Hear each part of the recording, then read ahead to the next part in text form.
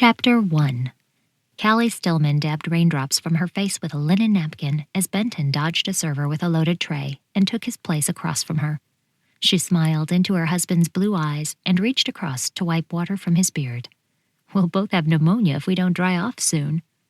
Benton took the napkin and finished the job. He sent a wink across the table. "I've been told the food is very good. A few sniffles should be worth it." Callie's gaze roamed the room. "The decor is lovely. It's—" Recognition slammed into her chest, forcing the air from her lungs. The man crossing the room behind her husband nodded and continued to his table. Was that the bailiff?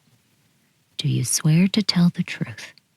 She gulped for breath and fought the familiar darkness that crowded the edges of her vision. Callie ran a finger around her collar, tugging the neck of the blouse away from skin suddenly dewed with a fine film of sweat. Too hot.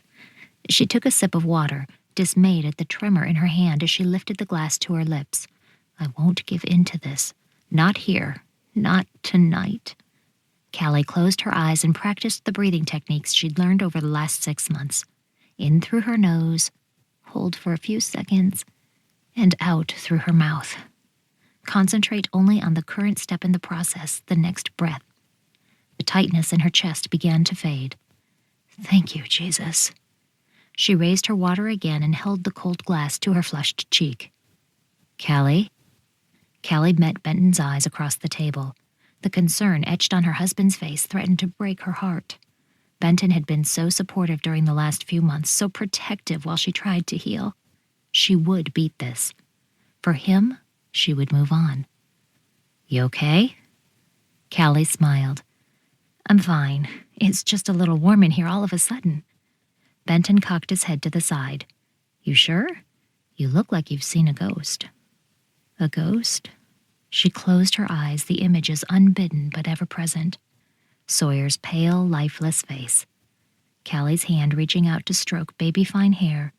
Bruises the mortician's makeup couldn't hide. That tiny coffin lowered into the ground. Callie could have lived with a ghost, but her haunted memories and the never-ending what-ifs that traveled with them would drive her crazy.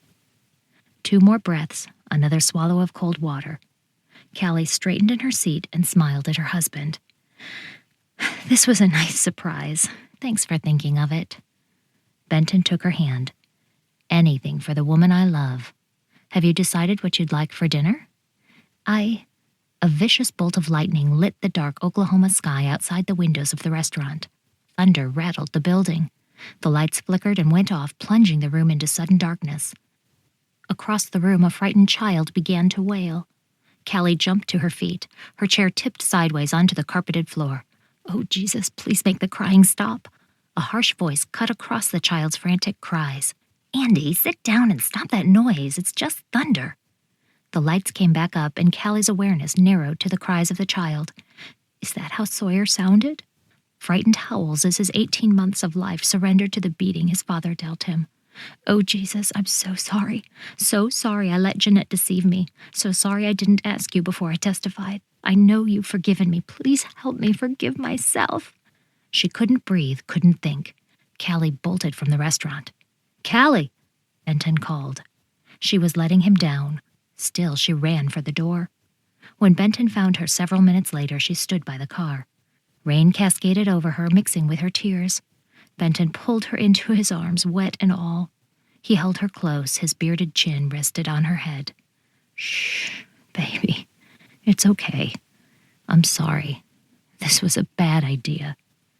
Callie clung to him like the lifeline between sanity and madness he was. "Benton, no. It was a great idea. I know you were trying to distract me, trying to make me forget Sawyer's birthday. I thought I could." She allowed Benton to help her into the car, only to bend double in the seat as the panicked adrenaline gave way to nausea. How could I have been so stupid? Benton started the car and turned the heater up to high. "Callie, you weren't stupid. You thought you were doing the right thing." Callie shook her head. "I just wanted to help. I knew Jeanette wasn't abusing her children. She didn't deserve to lose them."